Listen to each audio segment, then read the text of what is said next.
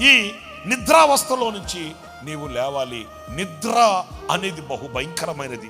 ఈ శరీరం అలసిపోతే పడుకుంటే మనం ఎలాగైతే ఏమి తెలియని వాళ్ళం అయిపోతామో, ఆత్మీయంగా కూడా మనకు ఆ నిద్ర కలిగినప్పుడు, ఆ నిద్ర పట్టినప్పుడు ఆధ్యాత్మికమైనవి ఏవి కూడా మనకు తెలియవు.